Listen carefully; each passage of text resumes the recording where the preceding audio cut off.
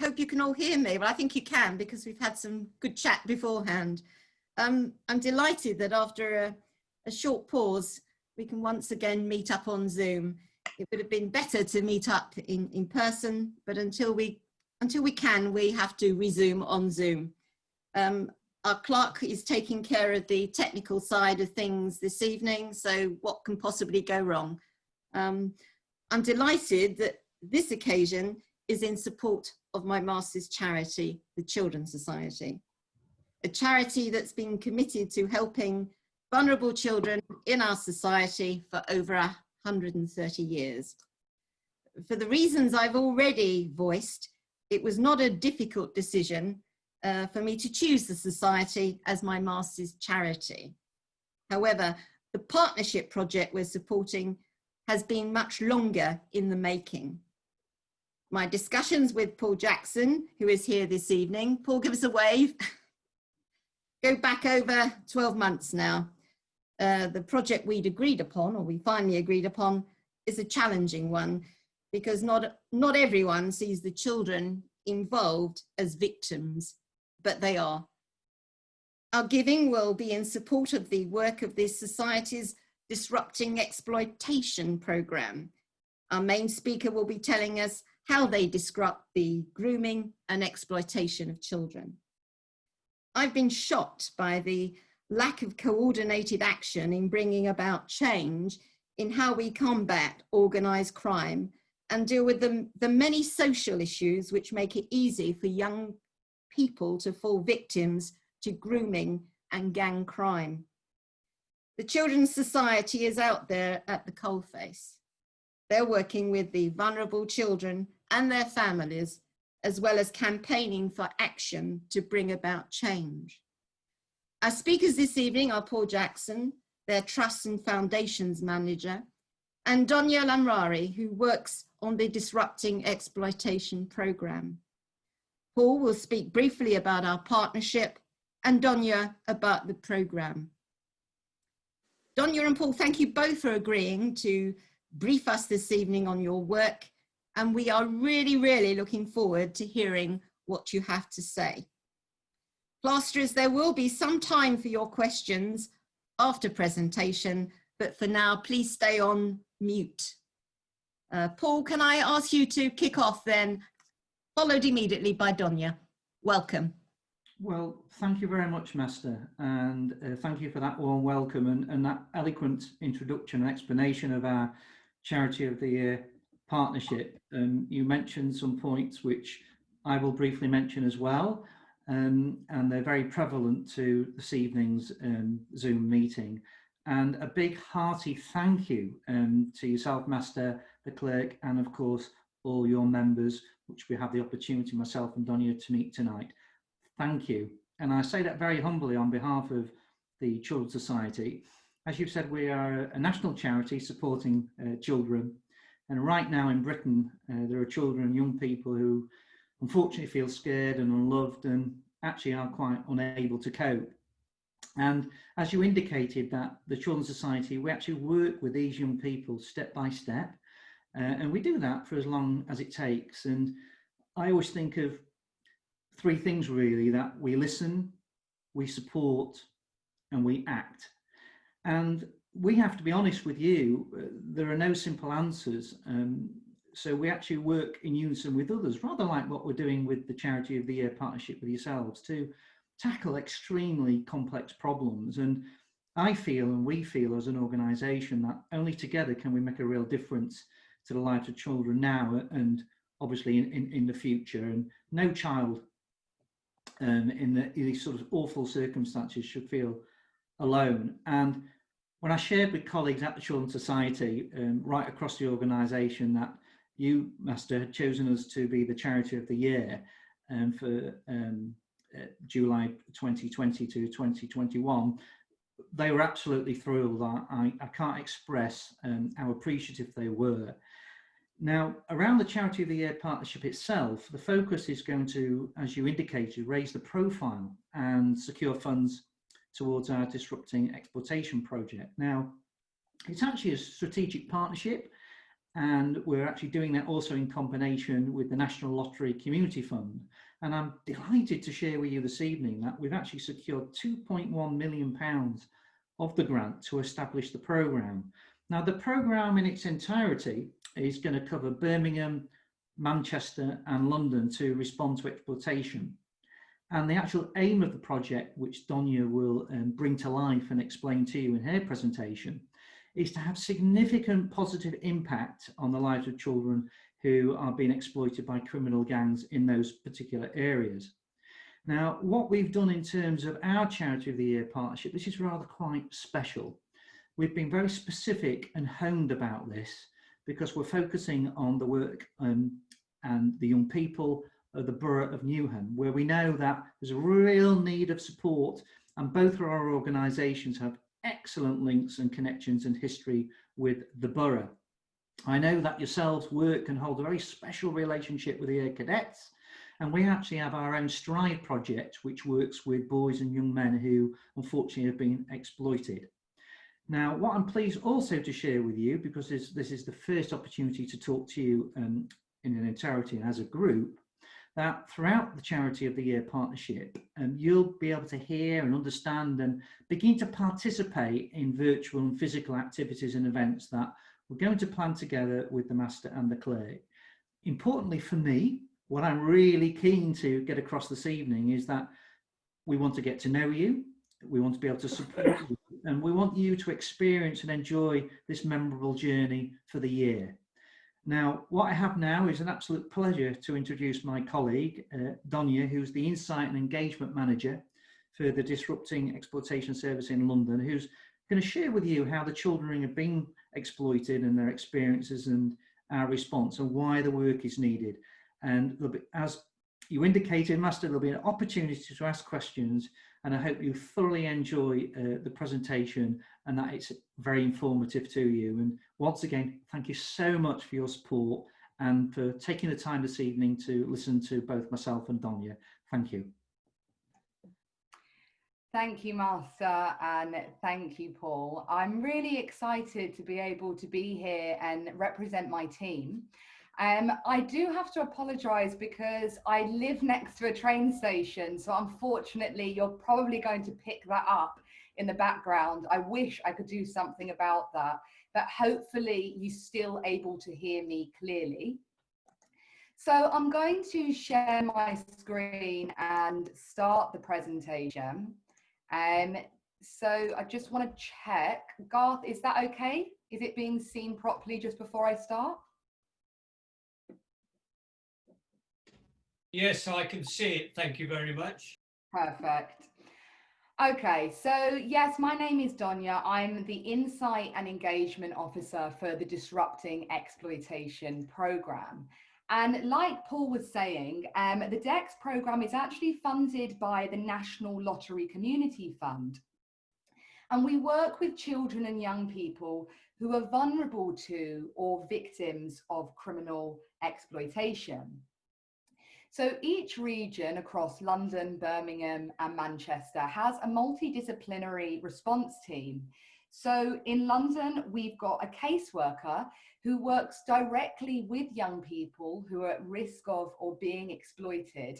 And her main role is to be an advocate for that young person, whether she's supporting them in custody, in schools, with family issues. The caseworker is there to really act as an advocate for the young person whose voice is often not heard. And we also have on our team a therapist that can work with young people, and we've got also another therapist that can work with the families as well and the parents. There's the Insight and Engagement Officer, which is my role, and lastly the Service Manager. So as I was saying, we provide one-to-one support for young people and parents. We also do group work, workshops with an educational element. We have the therapeutic side to the programme, and also systems change. Now, systems change is something that I'm going to talk about quite a lot in this presentation because it's at the heart of our programme and it's actually my key role. So when we talk about systems change, what I'm referring to is on changing the systems that put children at risk of exploitation.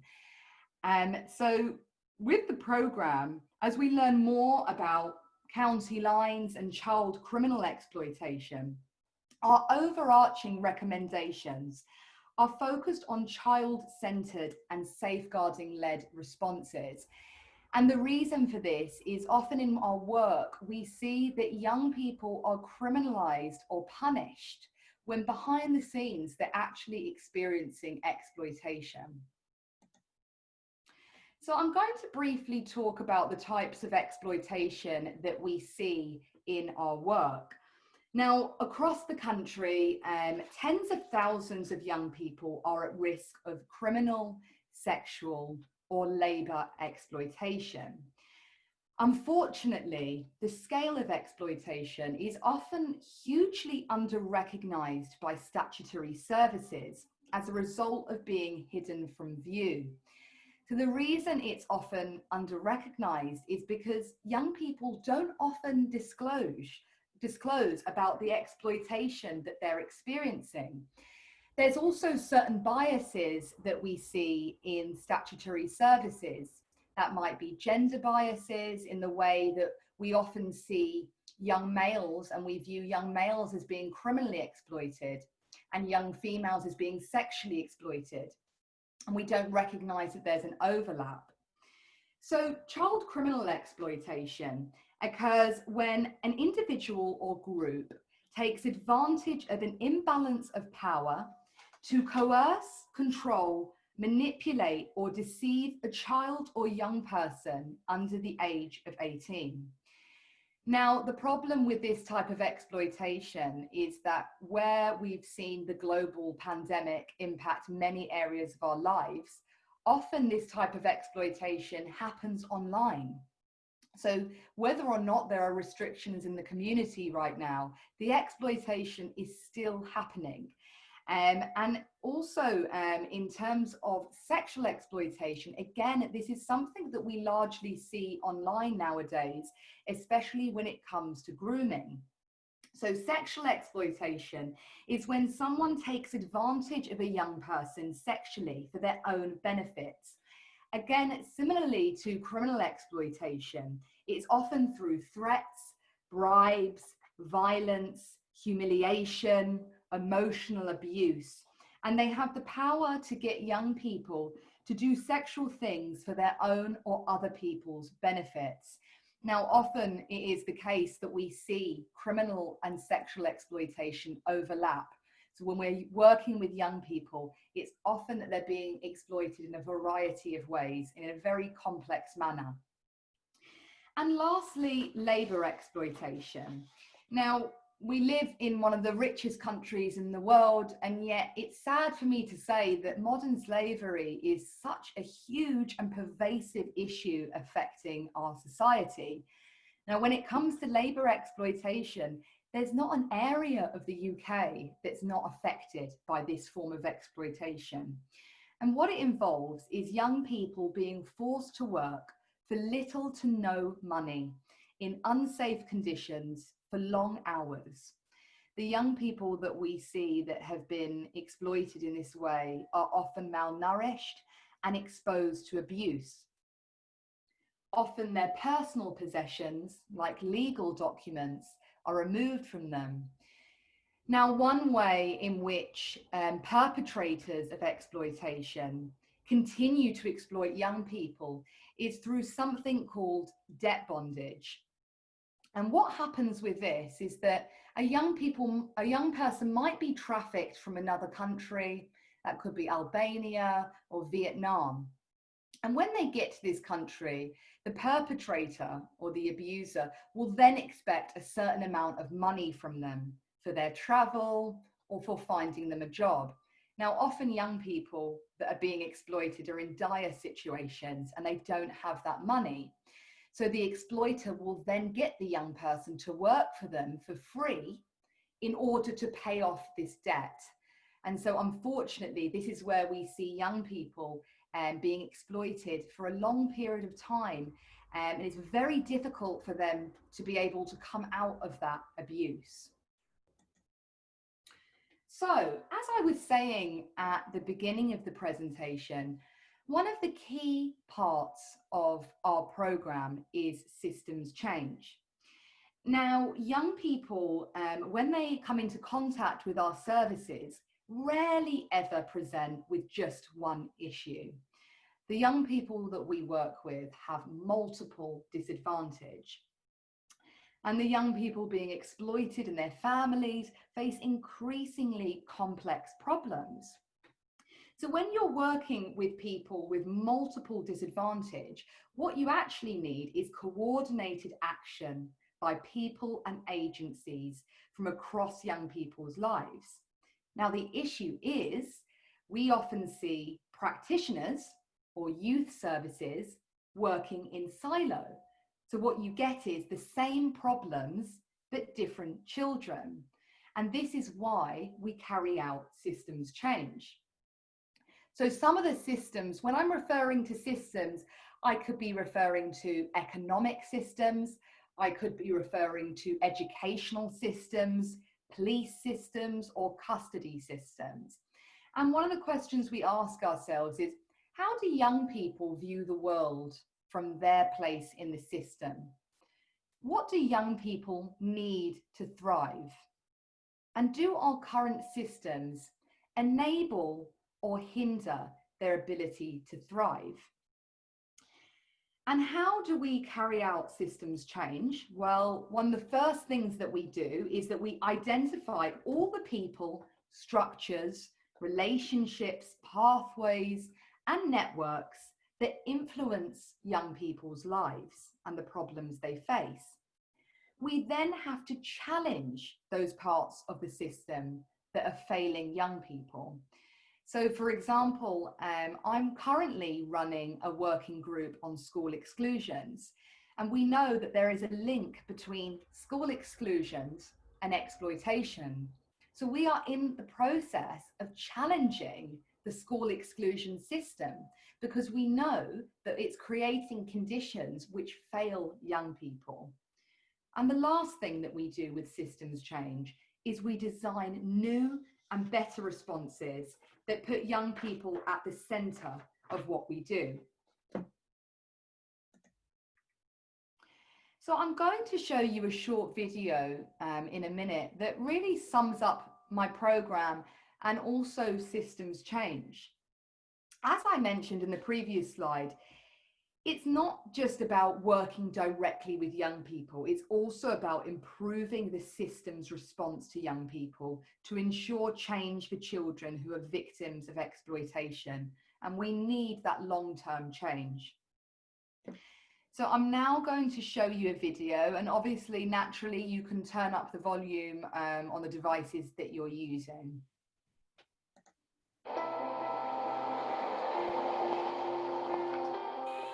In our work, we often see different children facing the same problems. But many services have to fight these problems one by one. They simply aren't able to tackle all the issues a child is facing. It can feel like we're not preventing these problems from reoccurring in the future. This is where our Disrupting Exploitation programme is different. We work one-to-one with young people who are victims of child criminal exploitation and their parents to design better systems that prevent children being put in danger in the first place. We work with schools to disrupt school exclusions, and we train professionals to recognise victims of child trafficking. We work to safeguard spaces where young people are and to protect individuals who visit them. And we are working to make sure that moment a young person is arrested is the moment their exploitation comes to an end. Our programme aims to make a long-term difference for young people. We want to disrupt exploitation and deliver systemic change that lasts.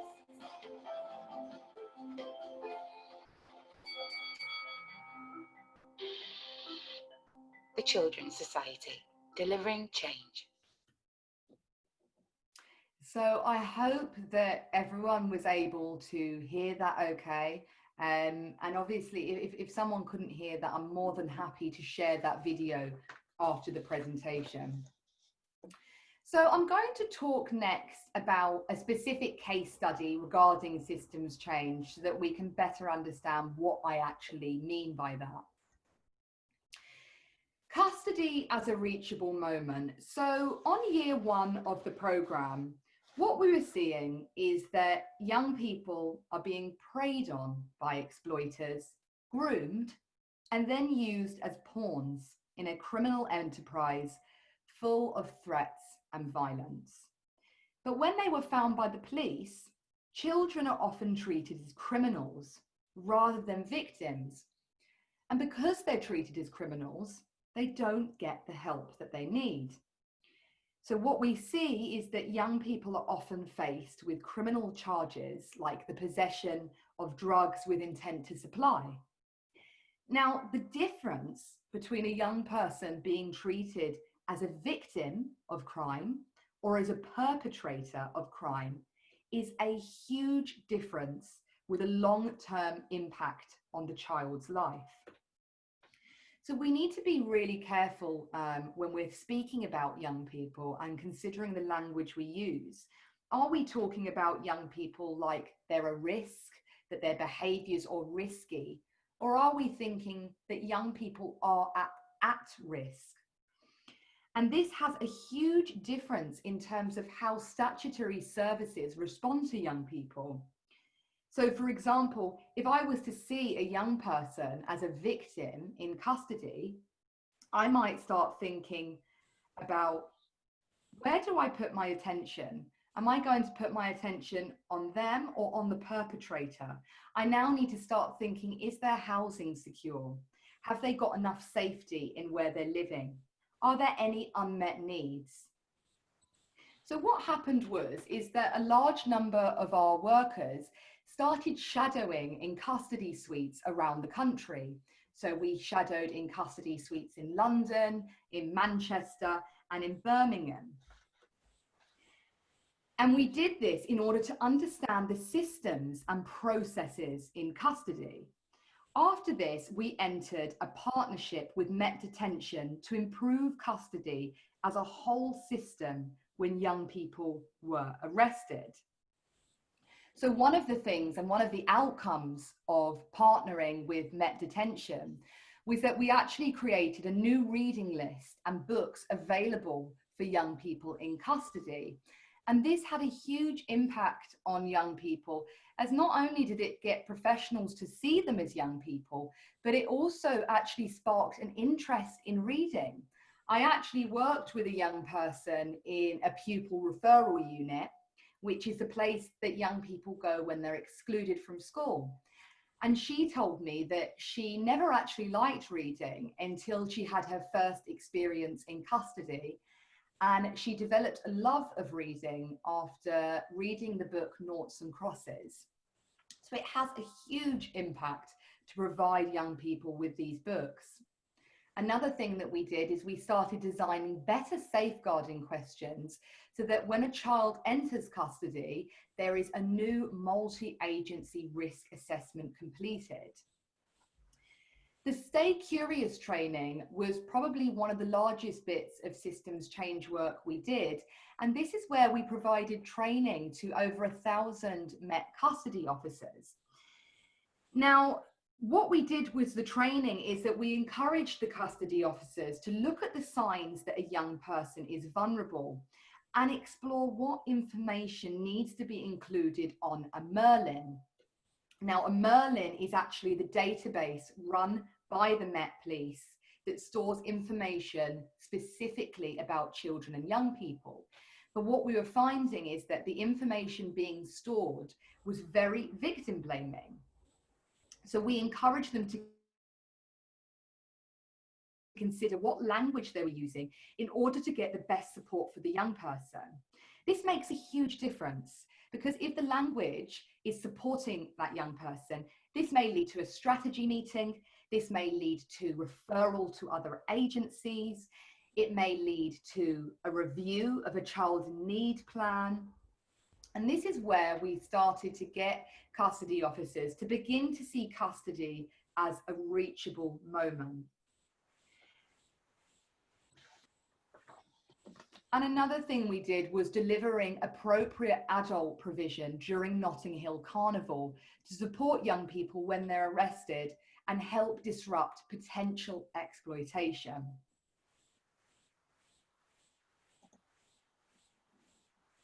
Okay, so now I'm going to talk a little bit about youth voice. Youth voice and participation is at the heart of the Disrupting Exploitation programme. So our youth participation work has been a key priority for the programme, and to date we've actually had 409 young people that have been involved in insight gathering and participation work. Even when I talked about the systems change pieces that we do, you know, we do systems change around custody, school exclusions, risk assessments. All of those priorities aren't something that we decided to come up with ourselves. All of these priorities are drawn from our casework and the lives of the young people that we support. All of these ideas are coming from young people based on the system failings that have not supported young people enough. So one of the areas in which we really embed youth voice into our work is actually through interviewing. So in year one of our programme, young people actually supported in many of the interviews for professionals. So they interviewed for service managers, they interviewed for the case workers, and they also interviewed for national programme managers as well. So the young people were part of deciding which professionals would be most suited to this role. Another way in which young people have been a part of the programme is through the tools. We've had many tools that have actually been co-designed with young people. For example, we had a criminal exploitation assessment tool, and it was actually called a power and control wheel that was co-designed with young people and is actually now being used in custody and in the one-to-one work that we do. Young people also help design our DEX leaflets. They help design our zip cards, which have the stages of grooming on them. We've also got a slang dictionary and emoji dictionary, and they were also designed by young people. Another thing is that we've got a guide for young people's mental health. Again, all co-designed by young people. As professionals, we never assume to be experts on the experiences of young people, and this is why it's so important that their voices are heard on our programme. Through evaluation, we always get feedback from young people, and that feedback is used to evaluate our programme as a whole and make sure that it's child-centred. We help young people to express themselves creatively. So for example, in Greater Manchester, we supported a young boy who was regularly being excluded to write a rap of his emotions. Now this rap was then shared with the senior leadership team in the school to help them better understand his behaviour. Because often behind disruptive behaviour, we see young people with trauma. We see young people with unmet needs. We also have an exclusion participation group, which is run by young people, as their voice is often not heard when we talk about school exclusions. And we have the ambition that this group will then form a national systems change group, which will be advising us on the programme and shaping our future direction. And this participation group includes insights from young people, again, nationally across London, Manchester and Birmingham. And the last way that we get to hear young people's voice in our programme is through insight gathering. So this is where we go into primary schools, we go into secondary schools, and we go into pupil referral units. And we gather the insights of young people. So we find out, what do they think about school exclusions? What do they think about isolation booths in schools? about community and safety, about drug debts, about being in care, about their experiences of mental health. And again, we use these insights to shape how we support young people. So an example of this is that I was working in a pupil referral unit, and I was collaborating with our policy team.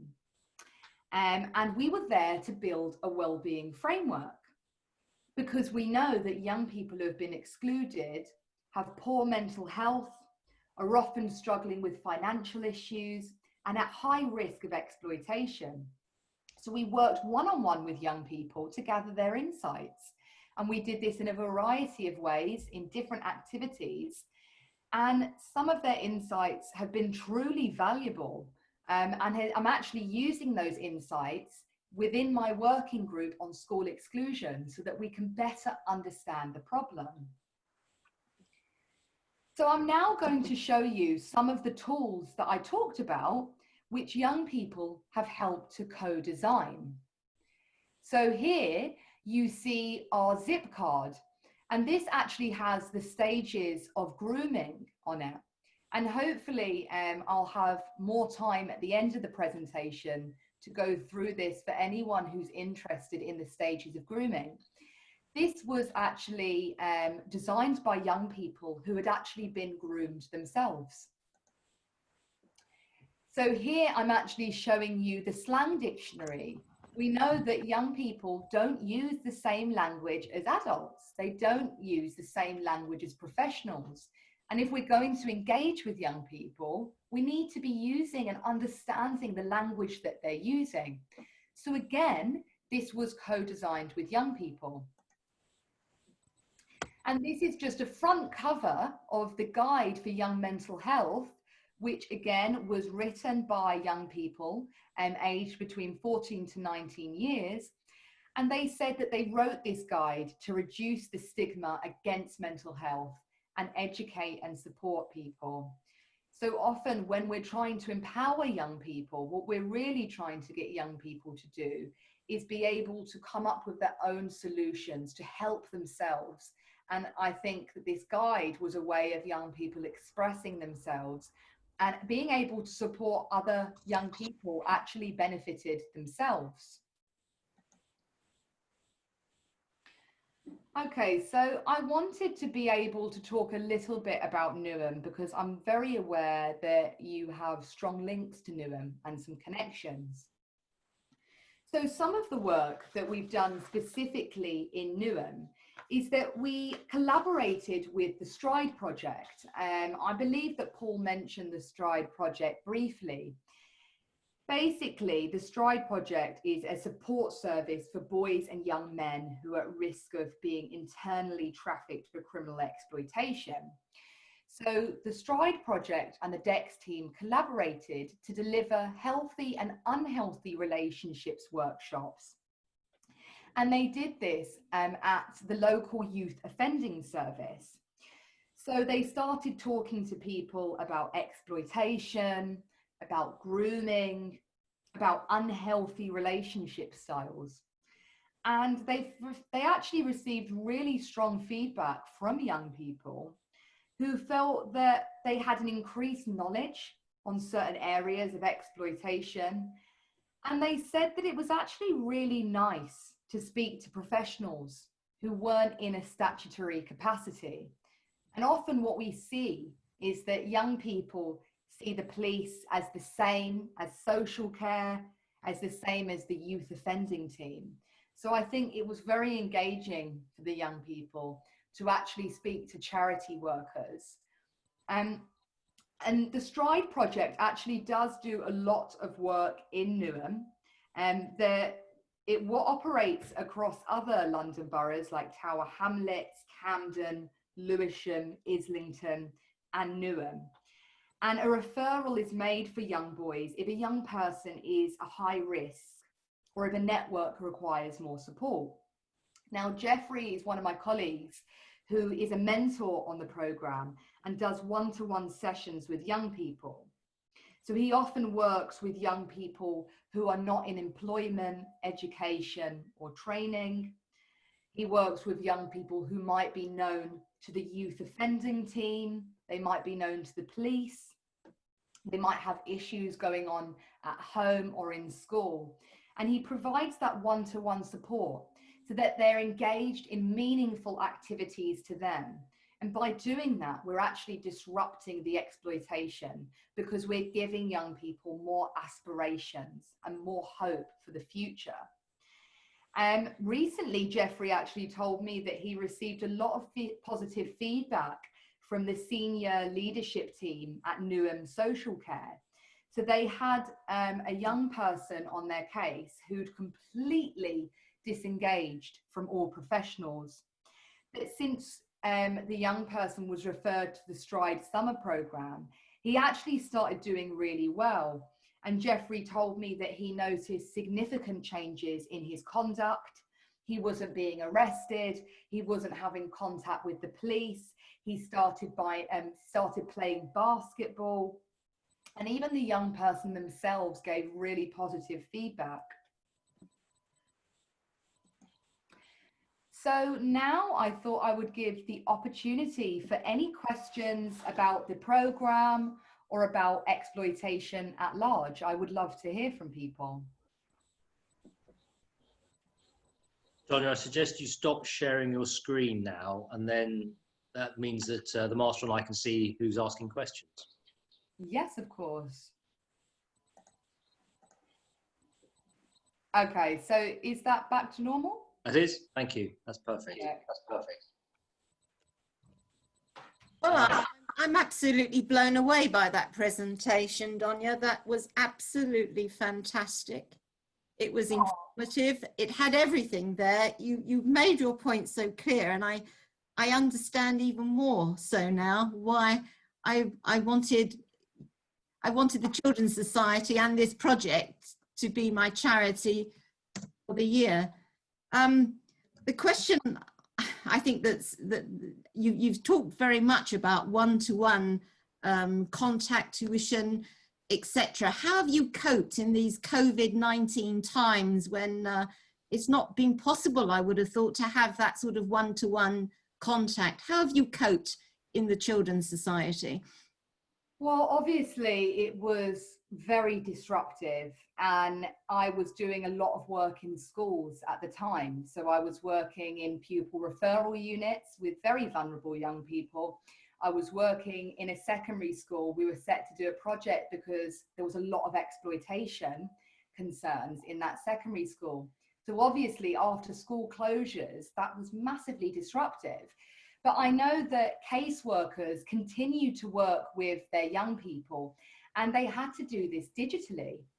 So whether this was over a WhatsApp call or a Skype call, they continue to have regular meetings with young people, but initially were not allowed to meet them face to face. And I think eventually post-lockdown, the government recognised youth services as essential. And we are now able to conduct face-to-face work with young people, but obviously with still restrictions in place. But I mean, we saw the well-being of young people really go down during the lockdown, and there was that real sense of isolation. And as you can imagine, for young people who are not in the best family situations, being confined in an unhealthy family environment was obviously detrimental to their mental health. Thank you. Right, if you want to raise a question to Donya, would you just raise your hand and I'll... Master, I think we had Anthony Leonard who had the question first of all, if you go to him first. Anthony? Again, I applaud your work, and I'm very interested in what you're saying about what the work you do with people who've been arrested. But the reality is that with so many people who are in gang culture, by the time they're arrested, they're already accused of very serious offences, drugs, murder, or whatever. What connections do you have with the borough groups, police groups? I think they're called the police gang engagement units in order to actually get to these people before they commit serious offences? I'm not sure about those units specifically. I know that we've collaborated a lot with the National County Lines Coordination Centre that's looking specifically into criminal exploitation. It really involves early intervention. I can't stress that enough. And if we think about the journey of a young person before they're criminally exploited, often that journey will involve unmet learning needs, not getting adequate support at school, possibly a school exclusion, possibly a lack of referral. So before this exploitation, there's multiple opportunities to intervene, but unfortunately, whether it's due to funding issues, whether it's due to a general ignorance around exploitation, it's often when a young person is actually already being exploited and is already embedded in many issues that we support them. So your question was about how do we intervene before that happens? The best way to intervene, I mean, we work a lot of the time with young people that are already being exploited, but the way that we try and disrupt that is we do workshops with young people. Now, one of the issues we face is that often young people that are being exploited, they don't see themselves as being exploited. They don't see themselves as victims of exploitation. And then this is confounded by stigma. So if a young person is being criminally exploited and they're being made to sell drugs, often people might see that as a lifestyle choice, when in reality, beneath the surface, there's a lot of abuse going on. So because of that stigma and because young people don't see themselves as victims, it's often actually only after they're being exploited that we are able to intervene. Luckily, there's still a lot of early intervention services and outreach work that aims to disrupt it so that we don't have to work with young people once they're heavily being exploited. Thank you, Donna. Thank you, Anthony. Deputy Master, do you have a question? Yes, I did. Thank you very much, Master, and thank you, Donya and Paul. It was sort of going to be around the fact I'm a magistrate and how you engage there, but Anthony sort of asked that question. So my alternate question is to ask about why you chose NEWHAM. I know you do work elsewhere in London, but is NEWHAM particularly a vulnerable area, or what were the reasons for working in NEWHAM?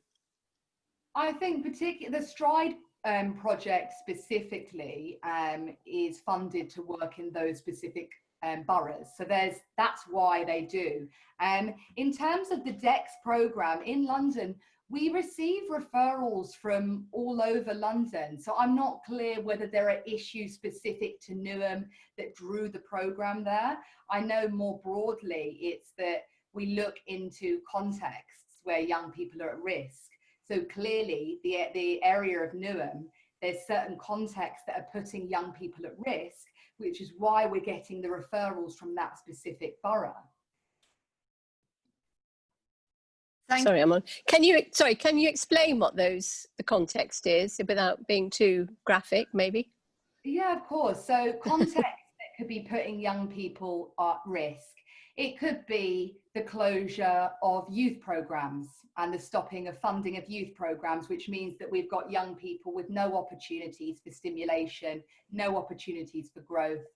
It could be that in that area, there is criminal organisations that are actually operating within that area and trafficking children through criminal exploitation. It could be that there are high rates of exclusion, and once a young person is excluded, there's less supervision, so there's more risks around that. It could be that social services, there's a lack of funding in that area, or I think one of the biggest issues facing young people at the moment is mental health. And unfortunately, the way the mental health system is working is that in order for a young person to meet the threshold, they have to be at the extremity of mental health. And the message we then give young people is that we're not going to support you unless you're showing extreme signs of mental illness. So when you've got a lot of young people in a context where there's not a lot of support services, they're vulnerable, and we know that certain vulnerabilities leads to grooming. Thank you, Donna. Heather, I understand you have a question. Yeah, I do. And in fact, it's probably been captured by the questions preceding me in some regard. But 5 years ago, I fostered a child who was 15 and had, you know, starting to go on the wrong side of the street in terms of drugs, and was starting to sell drugs and all the rest of it. And it just seemed to me, as soon as he turned 16, the level of support dropped off a cliff totally. You know, so while he was 15 and he was still social services and a care group around him, you know, I had support in order to give him the interventions that he needed. And he wasn't criminal by then, although he was on that pathway. And I'm just wondering, between the age of 16 to 18, it seems to me that that is a heightened period of vulnerability because they've got a certain degree of independence. And yet, the support around you suddenly becomes non-existent. And I'm just wondering, I'd be interested to learn, I was interested to see that your interventions tend to happen at the custody suite and beyond that. But of course, if you could save a child before that, many of those don't carry on in education after 16.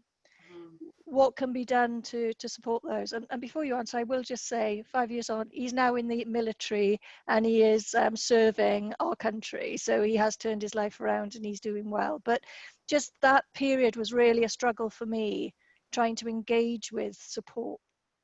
Well, I think it's amazing that you've fostered someone, and I'm really happy to hear that he then led on to the path of recovery, where some young people might get really trapped in that situation and not have many ways out of it.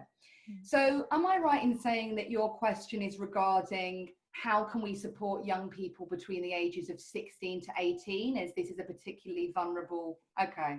Yeah, it is. I think a lot of the time when I talk to my colleagues that are working one-to-one with young people, what they'll say is one of the main ways that they support them, first is about understanding what exploitation is, because often they don't actually know they're being exploited. Second is about getting the young person to take an opportunity to learn about themselves, to start understanding who they are, what they want, what they desire. It's about fostering a sense of confidence in that young person and building goals, dreams. What are they interested in? And when you start to ask those questions, you might get young people that have got a real interest in music. They might have an interest in basketball. Now, when they start engaging in those activities, the exploitation that might be occurring behind that is more disrupted, because the young person has a higher sense of self-esteem. The young person has a greater sense of purpose. So all those tools that perpetrators use to groom young people, you know, oh, maybe you don't have a support system, we're your family now, we'll give you the money, we'll give you the opportunities. Well, actually, if they're getting those opportunities elsewhere, this is a way that we can really disrupt any issues that are going on. Because like you said, it is quite a vulnerable age group. And unfortunately, I think that young people start to be considered more like adults from 16. And this is something that I encountered actually in custody when I was observing. One of the comments I heard was, well, actually, really, they're like adults in young people bodies. And I was quite shocked to hear that, because I thought, really, we've got professionals that are treating young people like adults when they're really not adult at that point. Okay, thank you. Thank you. I'll go to Winston next and then followed by Casey. So Winston, what's your question? Thank you very much, Master. Donya, thank you for that presentation. My question really is one of what a lot of you've been talking about is reactive as opposed to proactive, and that's where I want to look at. Although I do understand sometimes it can be difficult to be proactive when they're not in education. But I'm a governor of a number of schools, chair of some, and of course we all understand about safeguarding. And one of the things that all the staff at school and governors are aware of is recognising the symptoms, the changes in behaviour. And so we keep a close eye on all the children. And if we think there is something there, we have an alert system to log at it. So my question to you is, when you're working with the schools, do you actually do anything in terms of proactive? Because obviously when they get to 16 and 18 and they're out of education, it's more difficult. But if you can catch them earlier and educate them and make them more wiser, maybe when they get to 16 to 18, you won't have that problem. So what are you doing as a charity from a proactive point of view as opposed to a reactive point of view? That's a really good question. I suppose the biggest thing that we're doing now, obviously, a lot of young people, like I was saying, face multiple disadvantage. So it's really complicated to try and treat multiple issues in silo. And I think one of the big things and a big part of the program and a big part of our charity is contextual safeguarding. So often when we go into schools, we're encouraging the staff to look past the young person, look past the family, and start considering what context the young person is involved in. Start considering the neighbourhood. What's going on in school? Is there a toxic corridor culture? Is there bullying? Is there an area of the school where young girls feel like they're being harassed? So when we start looking at those contexts, we can better start safeguarding young people because we stop putting just the onus on them. And I think often when you have young people that are showing signs of disruptive behaviour, it's really easy to punish them without considering all of the unmet needs that are going on behind that. And I think that's something that contextual safeguarding encourages us to do. But really, you know, like I said, I'm running a working group on school exclusions. And some of the things that we're doing at the moment is we're piloting early intervention programs. So for example, often when it comes to the relationship between secondary schools and primary schools, there's a lack of information sharing about the young person. So that young person could have an undiagnosed learning need, they could have behavioural and emotional issues, but that's simply not being conveyed well enough to the secondary school. So one way that we can intervene early is by improving that system so that when a young person actually gets to secondary school, the school has adequate information so that they can support them from year 7 and not support them year 10 when they're already being excluded and they've already been punished by multiple teachers. So that's one thing. Another way that we would try and not be reactive, but actually think how can we be proactive would be about improving the relationship between schools and parents. Often parents of young people that have been excluded were actually excluded themselves. So they don't have a good sense of confidence in a school system. So we start working with the parents who often have multiple disadvantage. So rather than just firefighting when that young person is faced with difficult circumstances, we're actually stripping it back and looking at the core issues. Casey, have you got your question ready? I do indeed. Thank you, Master, and thank you both, Donya and Paul, for a really interesting speech. You know, I've been quite interested in this society ever since I met Paul at the Christmas dinner, and I wanted to learn more. But my question today is about the mental health and that you were discussing earlier. And obviously nowadays, especially in light of coronavirus and how everybody's been coping with it, mental health has become such a topic that's been highlighted, and people are, you know, putting it out there, saying it's okay to be not okay. But are things being done for these young people to give them access to help at the earlier stages? I know you said at the moment it's all very, if they're extreme, but are there things being done to try and change that? I like to think there are a lot of charities that are focused, for example, Young Minds, which is focusing specifically, I think, a lot on mental health recently.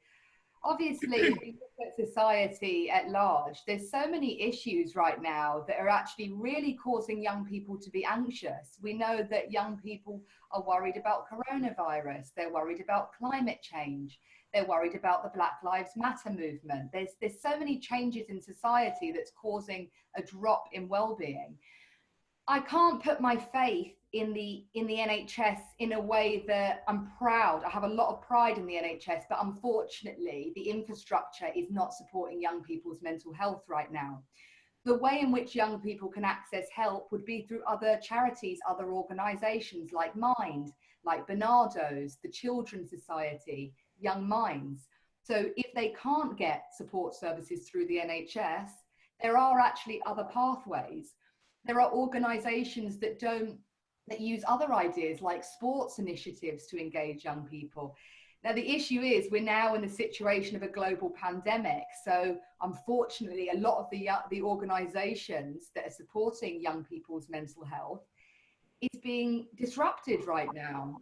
We've started to go digital. So we've had a lot of resources for young people focusing on mindfulness, well-being, creative packs, so that even if they're home a lot, they've got tools that they can use. I know that in Essex, they run a weekly timetable for young people to access groups virtually. So there might be one group that they can access on mental health, another group that they can access on being part of the LGBTQ+ community. So there are things in place, but unfortunately, you know, it has been very much disrupted by the pandemic in terms of what organisations can do. That's great, thank you. Thank you. That was an excellent question, Casey. Thank you. Any more questions? Garth, can you see any more questions? Anybody raising their hands on another screen that I'm not looking at? Yes, we do. Timothy Butcher. Tim, what's your question? Thank you, Master. My question is, how do children get referred to the Children's Society? And when they are referred, what period of time would you engage with them? And do you then analyse the outcomes from your intervention? So often young people are referred from, it could be schools, so it could be a teacher that is concerned that there's exploitation going on. So the safeguarding teams often refer young people. It could be social services, it could be the police themselves. And we've had, I mean, as there's more awareness of the DEX programme, we have actually had parents themselves that have referred their young people. So often the intervention might be with a caseworker 6 weeks, but after that, it's not a cut-off period. So there's not suddenly we disengage and see you later, that's it. There would be ongoing support if the young person's needs are really, really high. And we do actually measure our outcomes. So we get feedback from young people that we work with. We get feedback from the parents that we work with. I don't know if so yeah, I have got some statistics here if you're interested in outcomes. So as a result of receiving support from the DEX programme, we know that 69% of young people feel safer. We know that 54% of young people know more about exploitation, that 62% of young people have reported improved relationships with their friends and families, and 38% of young people feel more confident. So there's just some statistics on the outcomes. Thank you. Well, your timing was perfect. It's dead on 7. So thank you very much indeed. Paul and Donya, they have been absolutely fantastic presentations and very thought-provoking and very informative. I'd like to thank you both for the time you've obviously spent on those. They were truly excellent.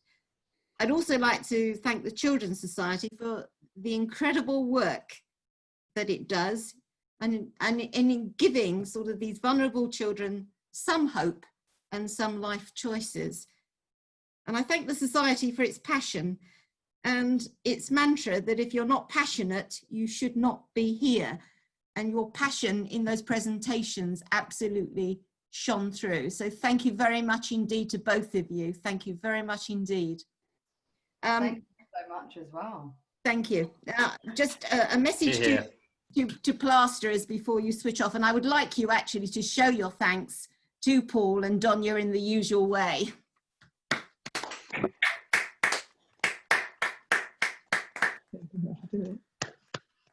And I would just like to remind everybody that on the 12th of September, we are doing the Livery Halls Walk in aid of the Children's Society. So please look out to the September newsletter where there's information in there regarding sponsorship, etc. So we hope to visit most of the 39 livery halls. And I'm joined on that walk by our clerk, also the renter warder Tim Stokes, and our freemen, Charmaine Etienne and Tom Barton and Stephen Gilt. So please support us on our walking through the streets of London on the 12th of September. Anyway, everybody have a safe journey. No, you are home, aren't you? Yes. Stay well and go well, as Daphne would say. So take care, everybody. Thank you very much for Zoom tonight. Thank you very much. Thank you, Master. Thank you, Master. Master. Thank you. Bye-bye. Bye.